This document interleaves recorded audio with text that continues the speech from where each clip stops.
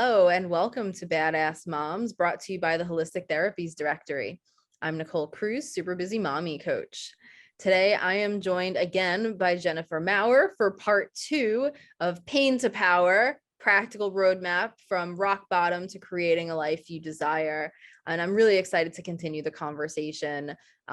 Before I do, real quick, for those of you who don't know, Jennifer and I are part of a group of people working to put together a single parent handbook, a practical guide with very specific advice, specifically for single parents to get through the unique challenges they often face, from finances to the emotional side to fitness and wellness.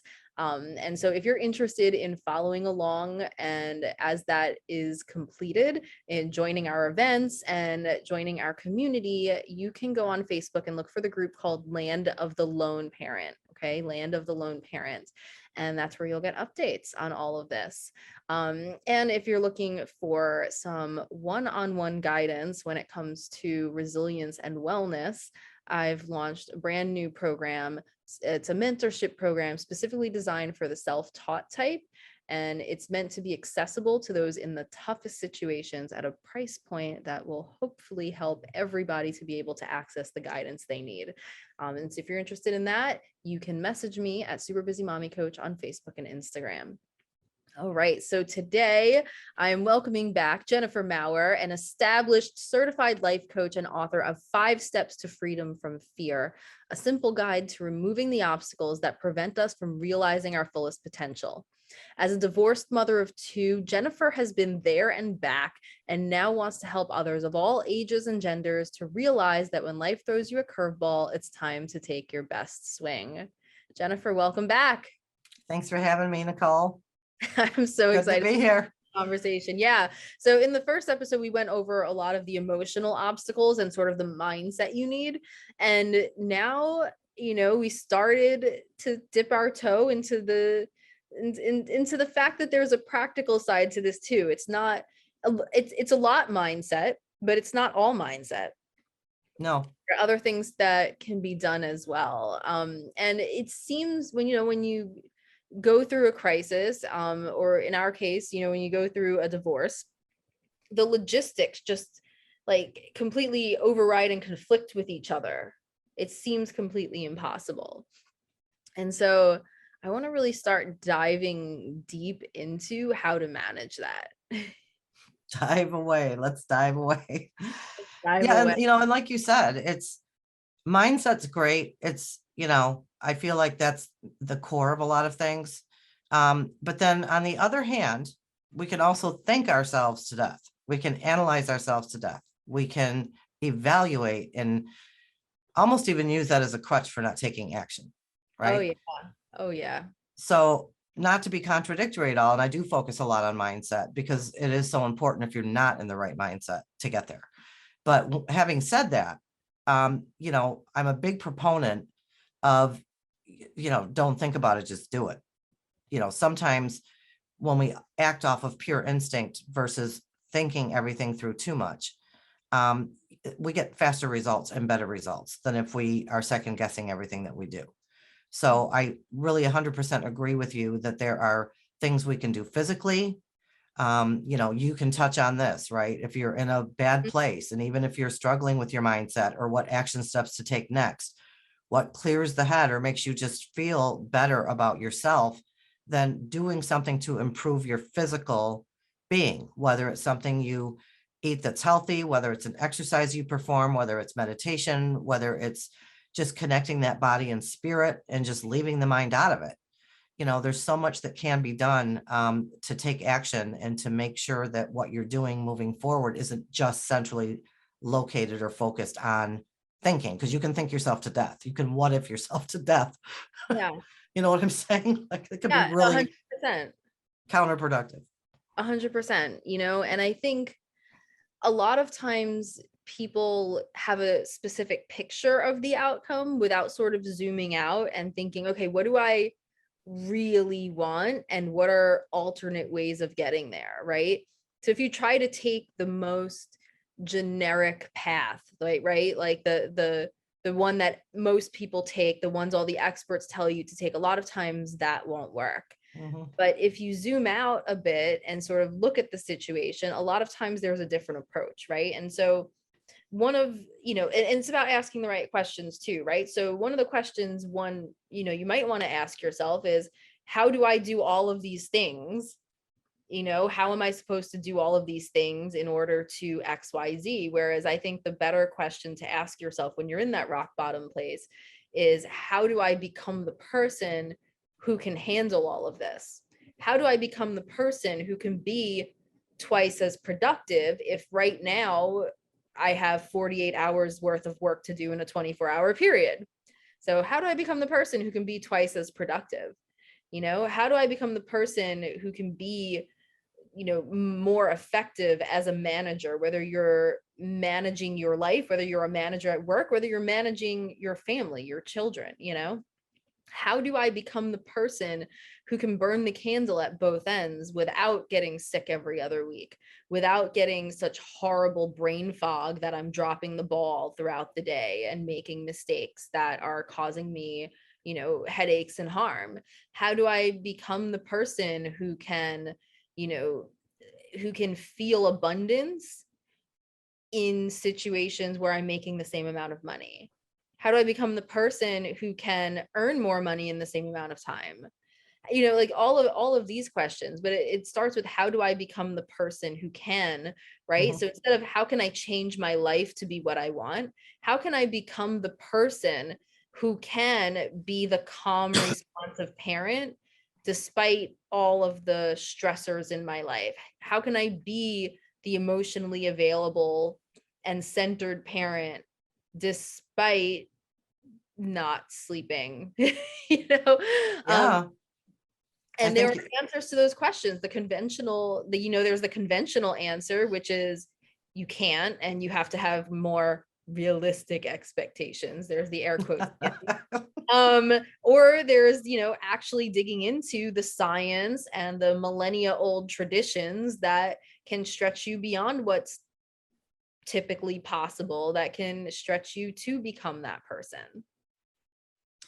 yeah, I mean, 100%. And when you can master that, I think the rest just kind of naturally starts taking care of itself, because Exactly. it all does start from you as a unit and how you deal with things. Because like you said, different things are going to happen to different people. They'll all have a different reaction to it. It is 100% how we perceive it and how we process it and manage it. And a lot of our time is spent needlessly in focusing on things that don't serve our higher purpose, physically and mentally. And I think that, prioritization is for me a key in keeping myself on task, because we do get so distracted in today's world. It's very easy to become distracted by the external forces that are hitting us all the time, whether it be the news or social media or a TV show, or our three friends wanting to spend an hour talking to us on the phone every day. There are things that we do in a given day that may not be serving our higher purpose, may not be serving us well. And if we were to block out, not all of them, because I set time aside every day for mindless, needless, trivial, nothing. I mean, I have to set some of that time aside for myself every day. I allow myself a little bit of that every day, just because I need it. Your brain can't always be laser focused, and you can't always be being productive 24/7. You will burn out. Mhm. So it's almost like when you do your budget, your monetary budget, and you have your key elemental things, you have to pay. You have to pay your rent, you have to pay your electric bill, you have to pay your heat bill. And then you have some things that are like medium. Yeah, I could do without that, but I like to have it. And then you have the completely frivolous, I go to Starbucks every day and I get buy myself a $7 coffee. Like, I don't. But Yeah. there are people that do, no judgment, but yeah, you know what I mean? So and now, oh my gosh, now I'm finding that I'm in a kind of a crisis and I need to really watch what I'm doing. So now we go back and we review the budget, right? Well, Starbucks is going. This I can live without for the next few months if I have to, but these are the things that have to stay here at the top. And now you know where you stand, you know how to cut the expenses to where you can live within your budget.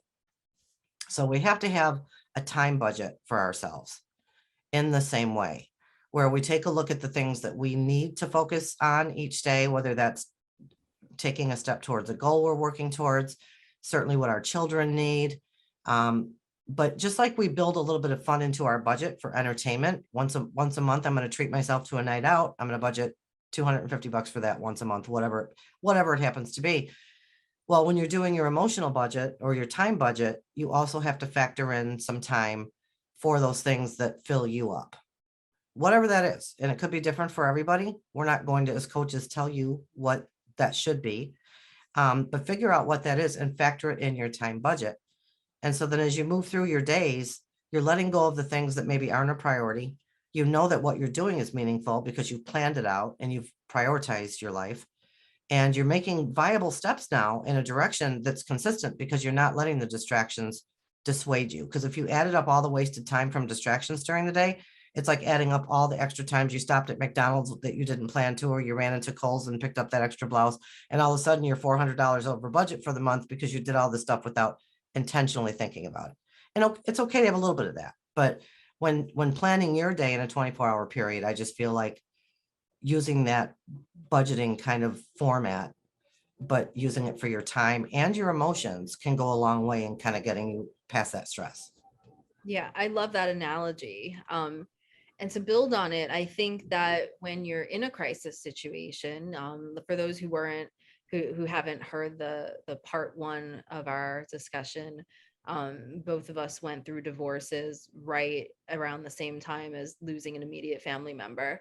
When you're in that crisis situation, sometimes you're at the point where even all of the necessary things that you've always considered non-negotiable, you can't afford them. And this is true of finances, and it's true of your emotional budget, Yep. like you just said, so you get to that place where you say, am I going to buy food or pay the rent? You get to that place where you say, am I going to, am I going to stay home with my kid and not get paid? Or am I going to go to work and have my kid go to school sick? And these are like painful decisions to be made. But I think it's important to acknowledge that situation. And when I talk with my clients, I call it extreme prioritization, to acknowledge the fact that sometimes even all the important stuff can't get done, and you're choosing between impossible, like very Yeah, different, that's a good point. places. And so in that situation, I think it's so important to choose your consequences, because the pattern that so many people fall into in that situation is thinking, well, I just have to get it all done. And so they unrealistically just start moving at whatever's in their face the most to try to get it done, because they think, I have to, it's too horrible if I don't, like, there's no way, like, there's just they can't accept the fact that something won't get done. And then the universe kind of chooses what ball gets dropped and what the consequences are, as opposed to being intentional and understanding, recognizing something's not going to get done, and you choosing which consequences are best for you and your family to accept, and then not feeling guilty about it, right? Like if you're in that situation where it's impossible, or and it's important to acknowledge this, it may not be impossible, but where you, to the best of your ability in that moment, can't figure out how it's possible, because you're not supposed to have unlimited knowledge of the universe, right? Like so there have been situations where I was like, I know somebody more talented, more experienced, more knowledgeable in this area would be able to figure out what to do right now, but this is all I've got. Okay. Right. That's okay. Guilt-free. So recognizing that in yourself, when you're at that point, this is realistically what can get done, and then choosing consciously what consequences to accept, instead of unrealistically just trying to get it all done, and then something that you haven't chosen falls through the cracks and you have to deal with it anyway. And here's the hard part, here's the emotional part, because if you at least try to get it all done, even though you know it's not all going to happen, but then it feels like it's not your fault when that thing falls through the cracks. But that's not true. This is your life and it's all your responsibility. So you chose to let a random thing fall through the cracks instead of consciously choosing. That's still your responsibility. And I mean, me too, in that situation, that's my responsibility. And so being mindful of that, because you're going to have to get over the guilt of actually consciously choosing to let that thing fall through the cracks. But remind yourself that either way, it's still your responsibility. And that's what helps me to be able to make that choice. I love that. I love that. And you're right, because we are faced with hard choices. Not everything is an easy choice. Not everything is, oh, I want the red one today, the green one can fall. There are some that neither one seems like a viable option, and you end up choosing the lesser of two evils. Like you said, pick your poison. But it is also important, like you just said, to then live with that and let it go. Let it go. Don't look back. You made your decision. You made your choice. You were in a position where anybody would have trouble doing it. But then once you do it, don't second guess yourself. Be patient with yourself. Be kind with yourself. Let it go.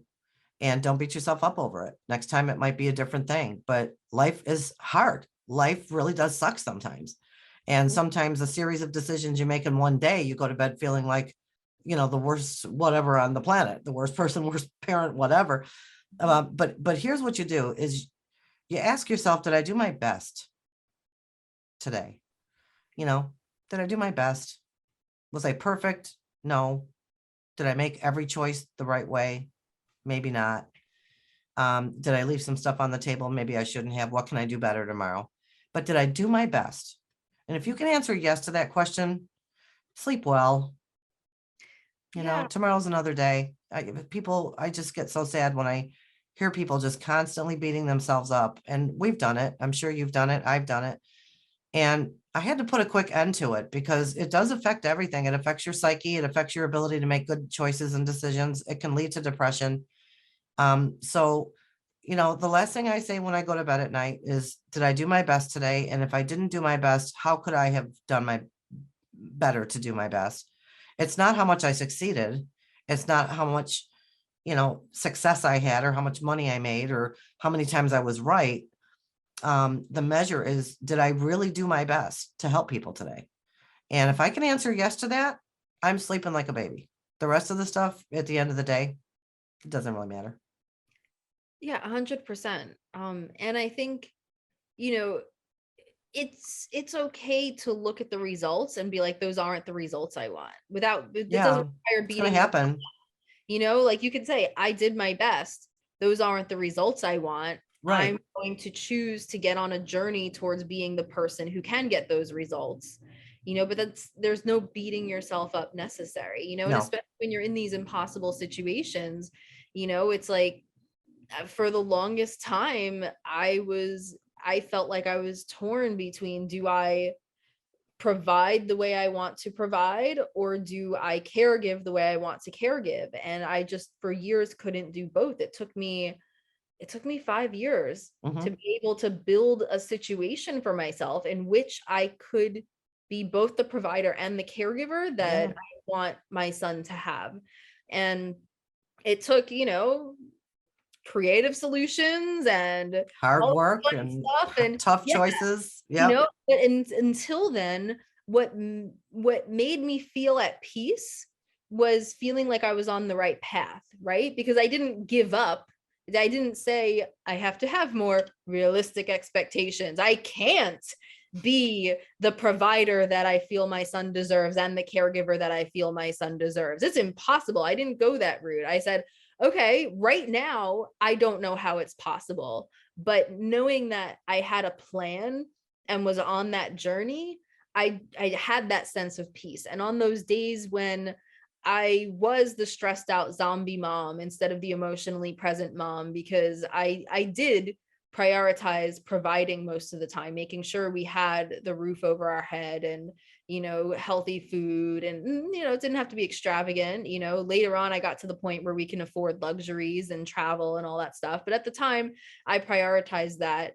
And I also, even later on, I prioritized keeping that stable foundation so that one emergency can't knock us off of that place. Yeah. And that was a painful choice to make,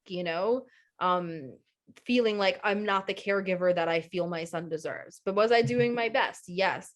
And it gave me such peace of mind knowing that I was headed in the direction of becoming that. And I didn't know if I would get there. I didn't know if he would be an adult before I got there or anything, but just knowing like I am doing everything I can to move towards that place. Just my Yeah, it does eliminate this. And in doing that, you did become a better provider for your son because you were more present with him in the moments that you could be. Maybe the amount of time you wanted to spend with him couldn't happen the way you wanted it to at that point. But as you and I both know, quality over quantity, right, goes a long way. And even thinking about, like what is my strength as a caregiver? Because, my mother is like the epitome of a mom. Like she's just like her calling in life was to be a mom. She just loves kids. She's fantastic with kids, like all of that stuff. And she always just wanted to be there to play with us. She was a mostly stay-at-home mom. Even when she worked, she always worked in a school so that her hours were exactly our hours, right? And so like, and as a kid, I appreciated that so much, like my mom was always home. Mine too. Mine My too. my mom was always, was always playing with us. My mom, and like, I appreciated that so much. And so I wanted to try to be my mom, but you know what? I'm not my mom. There's like, I am No, not. And I that was a turning point for me when I realized like, I'm not, like, that is not my strength as a caregiver. And it's not, it wasn't about settling or anything like that, right? It was more about recognizing what my strength as a caregiver is and not withholding that strength from my son because I was trying to be someone else, boy, that's huge. Yeah, that's and big. so my strength as a caregiver is setting the example, is mentoring, and is encouraging my kid's passions and exposing him to the world. Yeah. Right, like empowering him. So like my son is, a lot of people listening to this know my son is obsessed with trains and buses, and that is an understatement. Like, its obsession is not a strong enough word. And so what, I'm the parent who is totally happy to take trains with him for 6 hours, like New York City subway for 6 hours, maybe not given the attack Current that situation. Yeah. day. Yeah, but take trains for 6 hours on a Saturday. Like I will do, and I am just like thrilled to encourage his passion. Whereas like a lot of my people are like, I'm not doing that. Like screw that. I'm gonna put him in baseball practice or something, But like that's my strength as a parent. So Yeah. I'm not gonna focus on the fact that I don't love doing like arts and crafts and playing games and all that stuff. Like I travel the world with my son, and he likes that, and that's something we share. That's my strength as a passion. I educate him by traveling the world. We were talking to someone yesterday, and he was able to tell them about, like, well, like Franklin Delano Roosevelt was in a wheelchair and he was the president of the United States, and we went to the memorial in Washington DC, and like he was able to just like all of this Best stuff, education ever. Yeah. traveling, right? And like Yeah. seeing it for yourself. And that's my strength as a mom. And while I was trying to be my mom, I was withholding that strength from my son. And that's not the best caregiver. So Absolutely. And what your mom did with you was magical. And what yeah. you're doing with your son is magical. And what he'll do with his children will be magical. But to recognize, yes, we are different. And we do try to emulate other people for what we admire. But what your mom gave to you enriched you enough so that you could turn around and give something different to your son. But what your mom gave you is still present. It's still there. The feeling is there. It's in your soul. It's just manifested into a different style of parenting that brings a different thing to the table that your son probably needs more than what you needed from your mom. So I do believe that there's an exact reason why everything kind of pans out that way, and to listen, be in tune with that and not follow protocol. I always say my favorite expression is I didn't get the memo. Like I try not to do anything in my life that I know is exactly as other people do it. I'll certainly learn and draw from it. But at the end of the day, when it came to raising my kids or even doing my job, I always kind of prided myself in the fact that I found a way to make it Jen. It was Jen's way of doing it. I put my specific stamp on it because we are such unique beings that is the one thing we do have to offer the world is our fingerprint. It's the way we interpret and do things. And so from a parenting style, I love what you said, because my son was obsessed with cars. It was cars, minivans, SUVs. We could drive down the expressway when he was 7 or 8 years old, and he could say, "Oh, those aren't the wheels that came with that car when it was new. They replaced the wheels on it." Like he That's knew what the stock wheels were. Like he knew everything. So, wow. so for his birthday, I would take him to car dealerships, and he'd have his list of favorite cars every year. One year it was the Honda Odyssey. One year it was the Mercedes GLK. And so whatever the hot button car was for that year on his birthday, guess what? We went to the car dealership. We didn't go to Chuck E. Cheese, or we, we went to the car dealership, and he could find you. He, Birthday. he could tell the salesperson. He would mess with the salesperson by asking them questions about the vehicle. And when the salesperson would not know the answer, he would say, "Well, that button's in here inside the glove box if you look to the left." He would research these things on YouTube and know every spec of that vehicle. And finally, this one salesman said to him, "Kid, when you're 18, come here. I'll hire you on the spot. You've got a job with our dealership," because he knew so much. But I would sit in the back seat and just watch him take the salesman to school over this stuff. But, again, I think, well, I'd probably be laughed at by the other parents. "What'd you do with your kid on his birthday?" "We went to a car dealership." But again, that untraditional stuff that's suited specifically to your child's needs, they're going to remember that forever. Oh yeah, we take trains for like 8 to 10 hours a day for Eric's birthday. And he can spend like weeks or months planning out the exact route we're gonna take. Oh And yeah. yeah, and for holidays, I think the Easter Bunny and Santa have caught on by now that he's not as into toys as he's into travel. Yeah. So, for Christmas, this year he got a train adventure to DC, and the year before was a road trip to Niagara Falls, and Yeah. and that kind of stuff, The best. the Easter Bunny got him a trip to Sweden, but then it had to be postponed because of COVID. It's like, Oh, it's and that's the thing, like you said, it's not like what you're supposed to do, but mhm. I know my kid's gonna appreciate that Oh yeah. more than some toy that he's gonna never touch. Exactly. I've always been about creating memories. To me, the best gift you can give anyone is to create a memory. Yeah. And it can cost $5, and it can cost $5,000 or 5 million, doesn't matter. But if you can create a memory that someone will take with them to their rocking chair one day, then you've given them something far more valuable than anything money can buy, for sure. I'm a huge believer in that. 100%. All right, let's get really practical, because I know there are some people who Okay. are like, okay, now tell me like the exact steps I can take. And this is what I love. I mean, first of all, I'll dive in with a couple quick ones from the physical side, because that's what I specialize in. Adaptogens and nootropics, right? So Google them. You can message me and ask for my video on adaptogens and I nootropics. did. I got the video.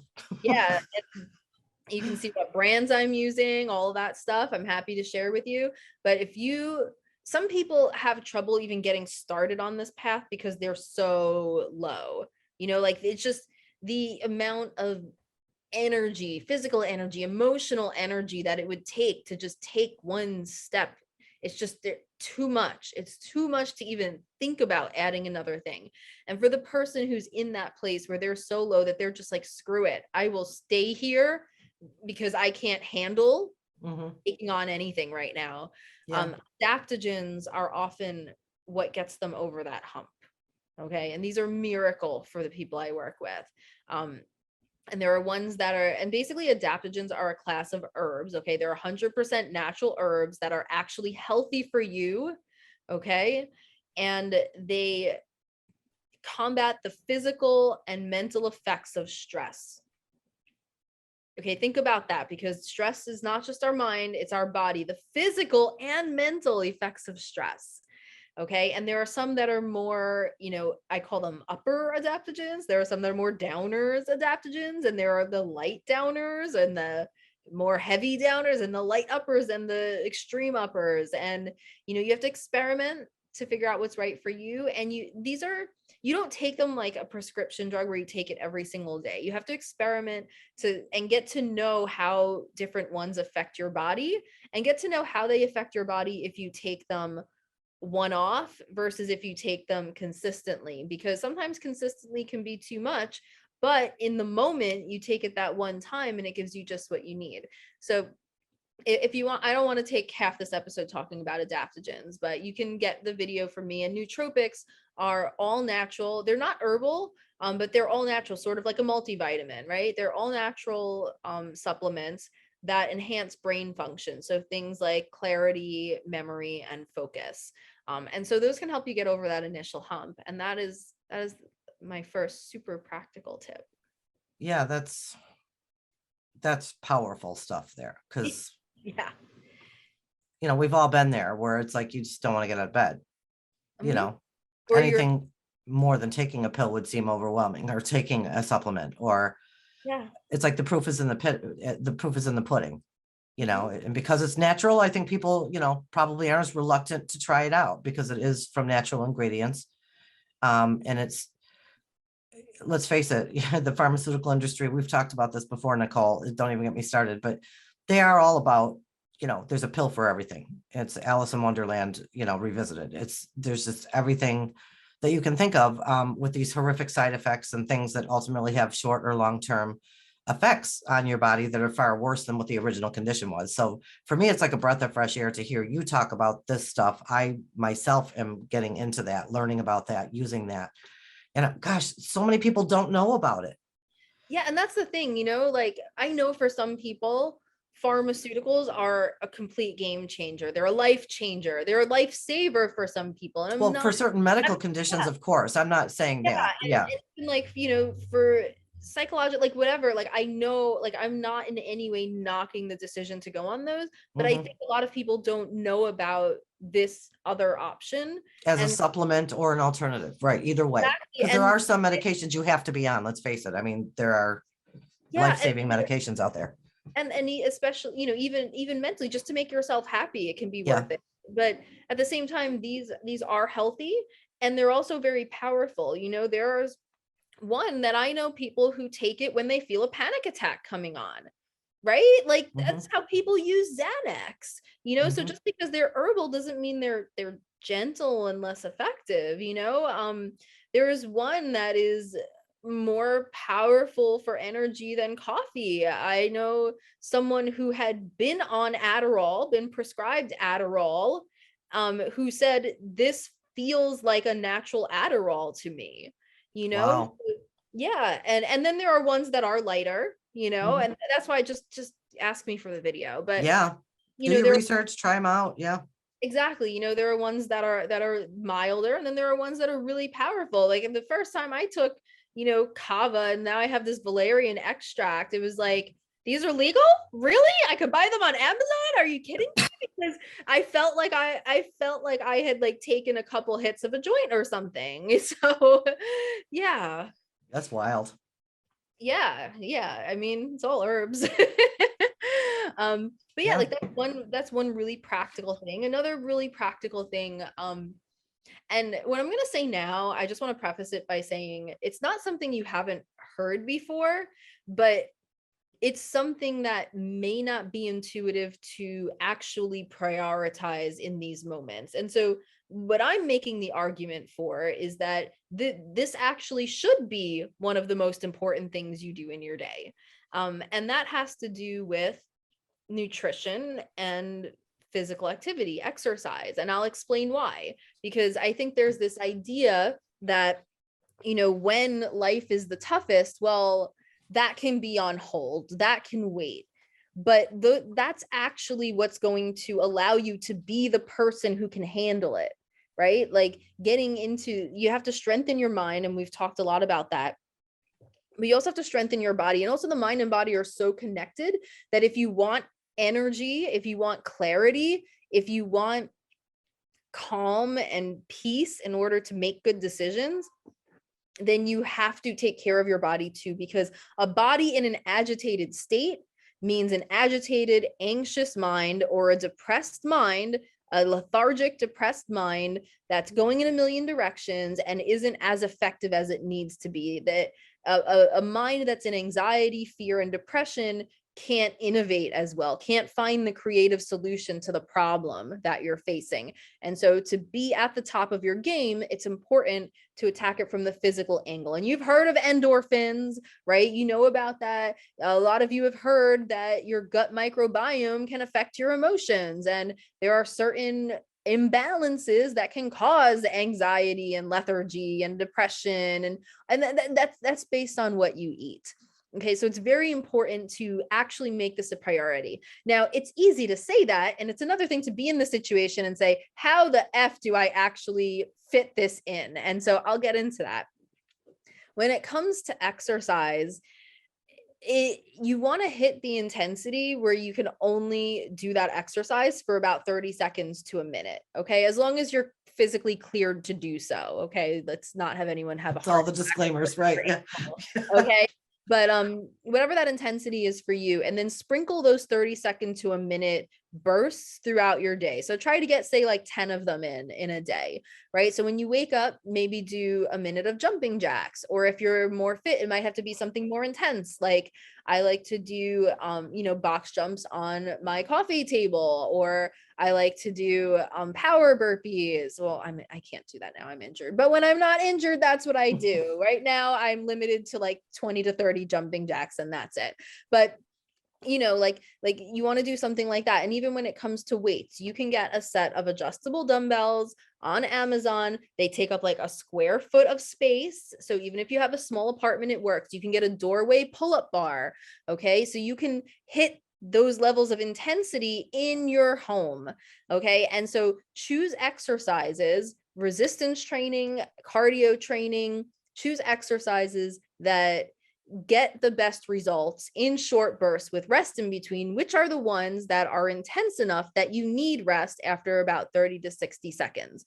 Now, if you don't know how to do this safely, please reach out to me or consult another personal trainer or something, so that you don't hurt yourself. Because obviously, intense exercise, you need to know form. You need to know which joints to warm up beforehand, which can be quick, right? I'm not saying to do a 10-minute warm up before your 30-second set. That makes no sense.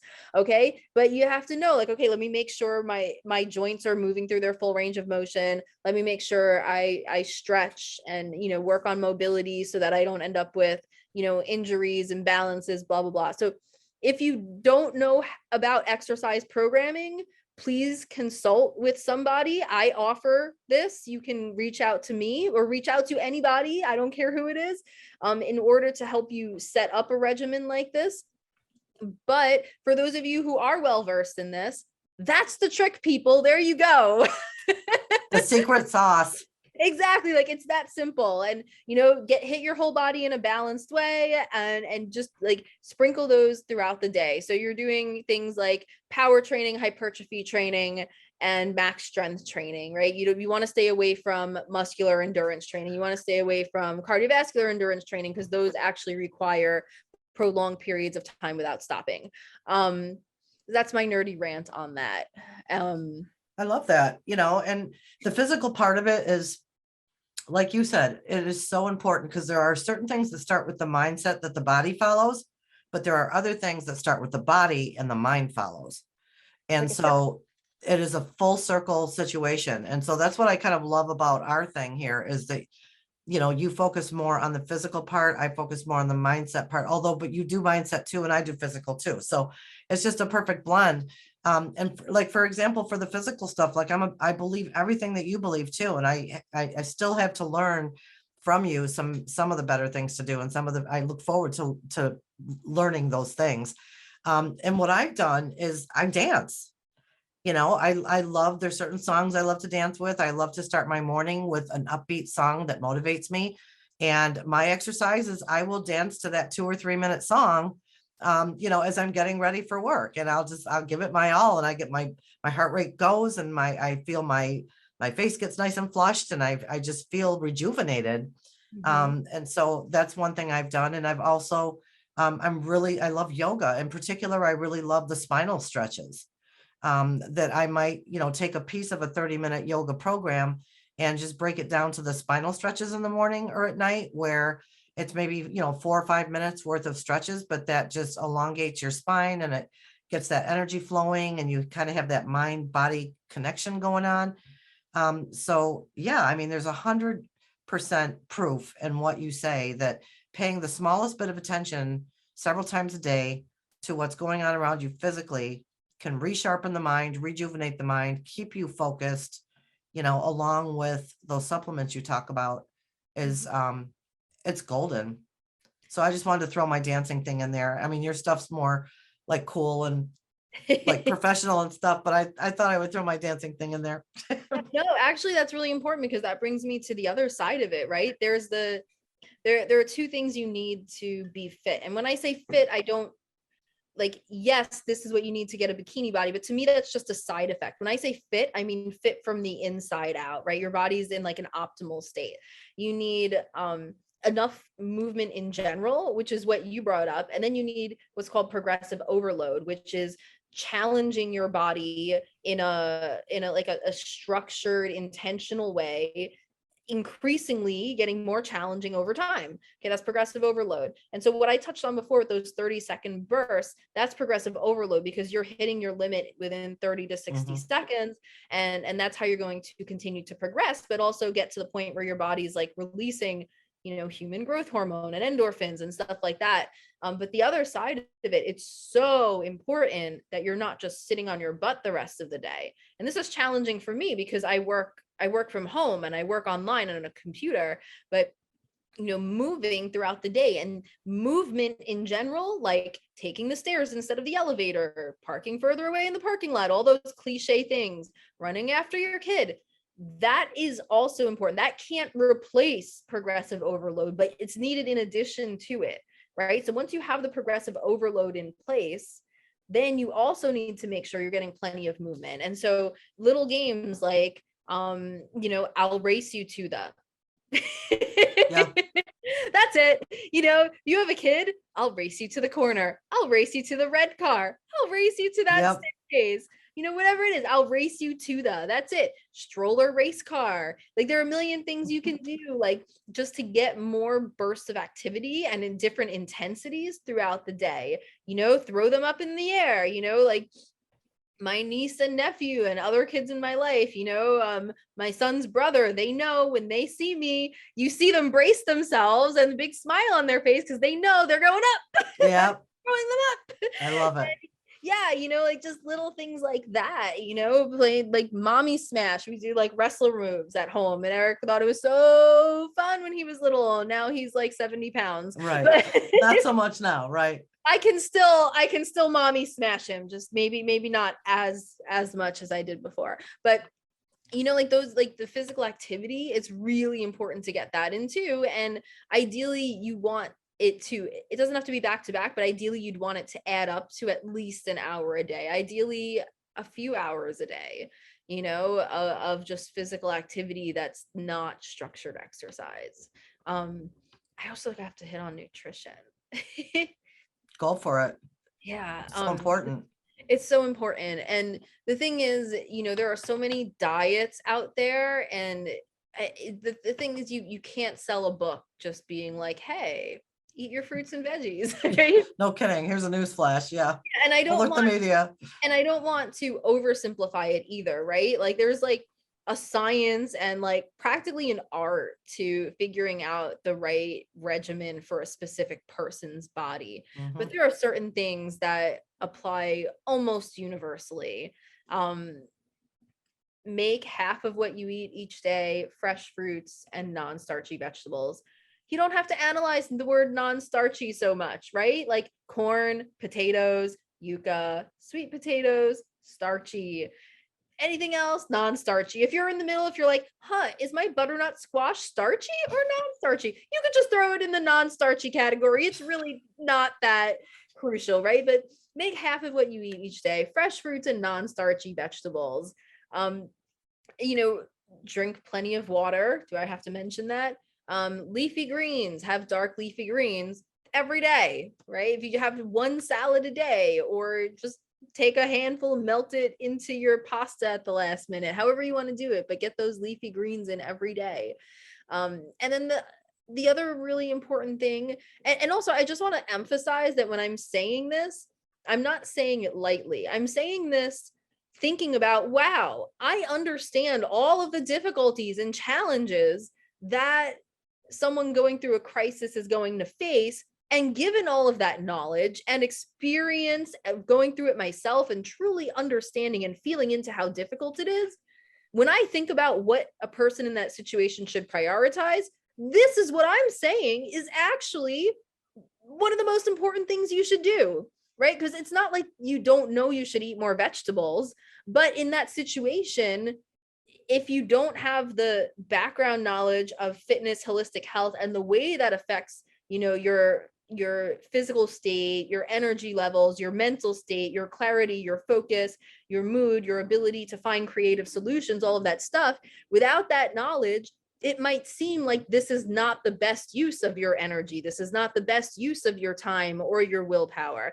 And so that's the lens through which I'm saying to do these things. Okay, like these are the things I'm saying, the physical activity, the bursts of higher intensity physical activity, the eating half fruits and non-starchy vegetables, drinking plenty of water, leafy greens, and avoid processed foods. That's pretty much a universal thing, right? Like processed foods didn't even exist until 50 years ago. So you can avoid processed foods. It's hard because they can seem more convenient, but you know what else is convenient? There are plenty of foods that require no prep, like a banana or peanuts, right? So if you get yourself ideally organic, but whatever you can afford, because that's another thing, organic is better, but if you're short on money, get the fruits and vegetables rather than the organic potato chips and cookies. Okay. The food matters most, and then whether it's organic or not. But you get yourself just like a bag of already washed lettuce and just open it up and throw it down. Now, I know money plays into this too. Food that's already prepared, like the bag stuff, the pre-chopped vegetables, is more expensive. I get it. There are a lot of factors to take into consideration here. And if you want someone to bounce ideas back and forth and figure out how to make it optimal for your situation, please feel free to reach out to me, because this is what I love doing. This is what my nerdy brain does in my spare time. It's what I enjoy, and I would love to help you through it. But those are the things, okay? Like the physical stuff I said, and then the fruits and non-starchy vegetables, the water, leafy greens, and avoid processed foods. What do I mean by processed? Refined grains. So like white flours, most Americans should have whole grain over white rice, okay? The exception are people like bodybuilders, marathon runners, which are not most people in these situations. But so like those refined grains, like the white grains, processed foods, if you look at the ingredients, that's important. Read the ingredients. Okay. I don't care about anything else on that box. Nothing else tells you if it's healthy except the ingredients. If those ingredients are not things that you would like get from an old-fashioned cookbook, then that's processed. Okay. It should be things like, carrots and tomato. Not words you can't pronounce because there's Exactly. 19 letters in them. Exactly. Like if it sounds like it's on the periodic table of elements instead of in a recipe book, then it's processed. And of course there are exceptions, but for all intents and purposes, don't worry about them. Like just literally don't. Like unless you want to sit there and Google every single ingredient, because there are some that have weird names that are actually all natural, right? Like baking soda has its chemical name on an ingredient label, and sodium bicarbonate or whatever, and you like, unless you're going to Google every single thing like that to find those few exceptions, like just don't worry about it. Just look for stuff that has ingredients you recognize and you'll be safe. And especially anything that ends in syrup, sugar, or OSE, right? So I don't care how healthy it sounds. Brown rice syrup is still sugar. Organic cane sugar is still sugar. Like all of that stuff is, I don't care what it is, it's still sugar. Sucrose, glucose, all of those oses, high fructose, corn syrup, all sugar. And they love to put 5 different types of sugar in there so that they don't have to list sugar as the first ingredient. Clever. Yeah, there's a read the ingredients. Oh, whole grain. If it doesn't say whole grain, it's not. If it just says wheat flour, you want to know what regular white flour is made out of? Wheat. So if it says wheat flour, it's not whole grain flour. So make sure it says whole grain if you're whole grains. But yeah, that's the important thing. Like, avoid processed foods. Yeah, that's all good stuff, because like you said, the physical part of this, it really, really, really comes into play in terms of just how you physically feel, how that translates. I know when I don't get enough sleep, let's talk about sleep. You know, that's something I'd like to add. Go. Something I got very little for many, many years. And I still don't, I'm going to be honest, I still don't probably get as much as I should. So I'm not going to be a total hypocrite here. I'm still working on this myself. But I tend to be more awake at night. My juices flow at night, not in the morning, whereas other people's flow in the morning. But if you behave properly and you treat yourself well, you can be a little bit of a morning person and a little bit of an evening person without it really getting too off kilter. But I do know this, without getting the proper amount of sleep. And again, that sounds like a cliche, like eat your veggies and stay away from processed foods, get plenty of rest, drink water. These things are cliches for a reason. And it's because they're true, because it really is true. When you're exhausted and when you even think you've gotten enough sleep, but you haven't, your body knows when it's had enough sleep, regardless of what your mind may tell it. And in the way that you process information, how emotional you become, how quickly you become emotional, and your ability to deal with things in life are in direct correlation with how rested your body is. And so this was a tough one for me because, like I said, I'm a night person. I would rather stay up till 4 or 5 in the morning and sleep until 11 in the morning or 12 and start my day at 1 or 2 in the afternoon, because that's just the way I function. But that's not realistic in my business. So I have to draw the line at some point and go to bed at a certain hour and tell myself I'm going to get a minimum of, 6 hours sleep, 7 hours sleep, whatever it is, which isn't always possible. But I can tell you there's a direct difference in my day based on how much sleep I get, how I feel physically, mentally, emotionally, and how to deal with things, how quickly my mind works. Combine that with the nutrition, like you said, Nicole, with the physical activity. Now you're at peak performance. Yeah. Peak performance. So those elements, I think, all help to create the right mindset, which is of course important, but we have so many great tools to draw from to put us in that place where we're at peak performance, because I think that's where we all need to be. We have such challenging lives, ever-changing lives. Things are coming up all the time, right? The curveballs, as I refer back to now. And to take that best swing, the athlete, the Babe Ruth, that's stepping up to the plate to take the swing, isn't going to probably hit the ball or hit it very far if he didn't sleep and is eating like crap. And bad example, because Babe Ruth really wasn't the healthiest of guys in the world. But you know what, though, when that guy did hit the ball, it went. He missed 99% of the time, but when he hit it, good night, Irene. But yeah, my point is, when you're stepping up to the plate, give yourself the best advantage, and sleep, I think, is a big part of that. 100%. Or And at least rest, even yeah, rest. yeah, for the mom who has the infant that cluster feeds at night, and the toddler who wakes them up at 4 o'clock in the morning wanting to play. And when sleep, like when you're a shift worker, when getting enough sleep is that impossible, then you move towards, how do I maximize the quality of the sleep that I can get? And Yeah. And that's when you get it, you might have to exactly. split it around the day. It doesn't have to be traditional 6 hours of sleep. I even still seldom get that now. Find 4 or 5 different times in the day where you can cat nap or get some type of rejuvenation sleep. 100%. Yeah. So it's first of all, it's the mindset of making it a priority, Yeah. right? So of course you're going to choose sleep over Netflix or whatever.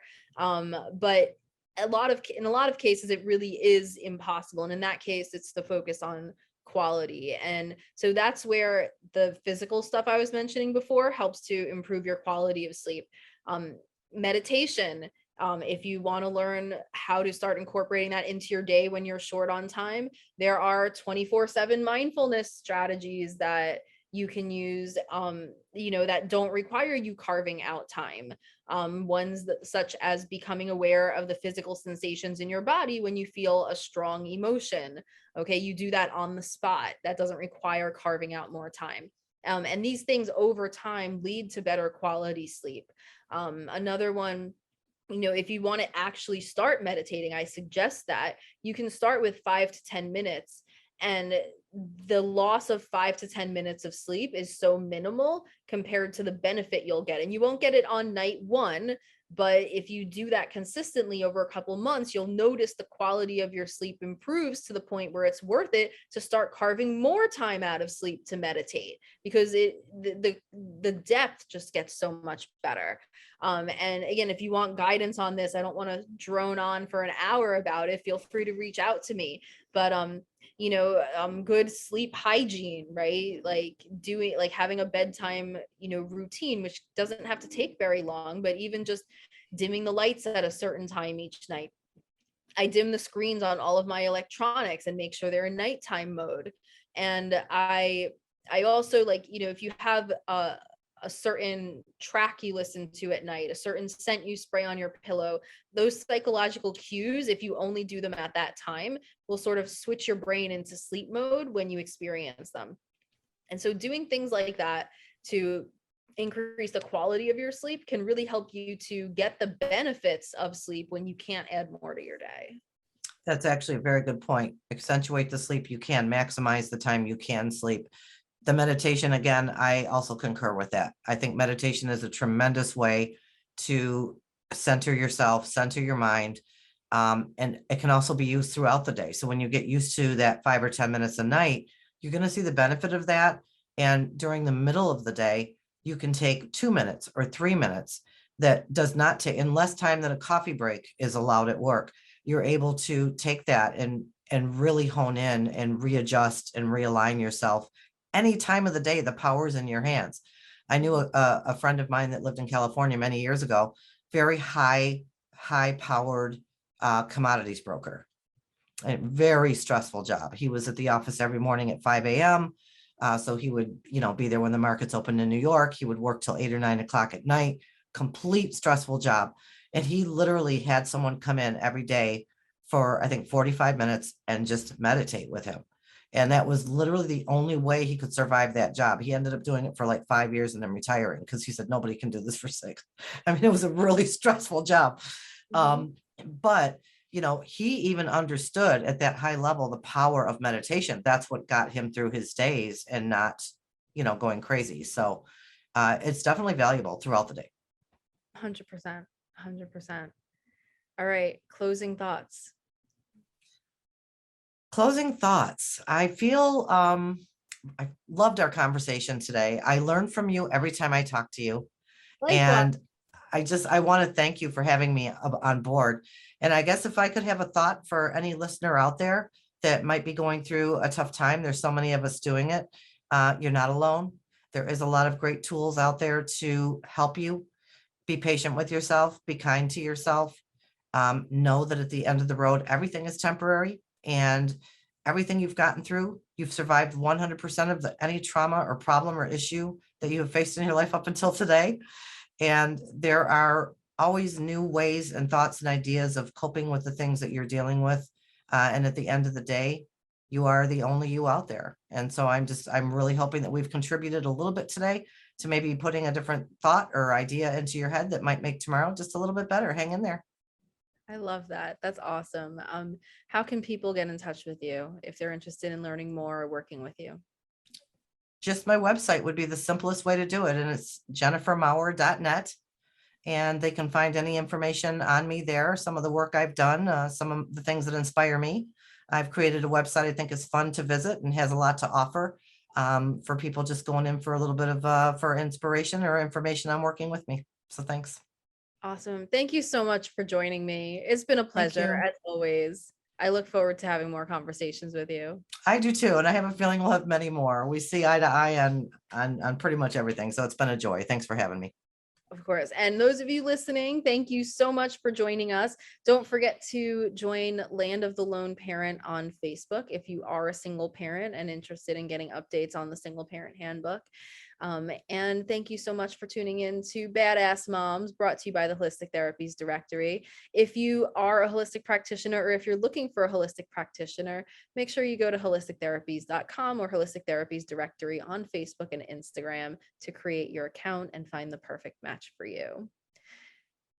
Until next time.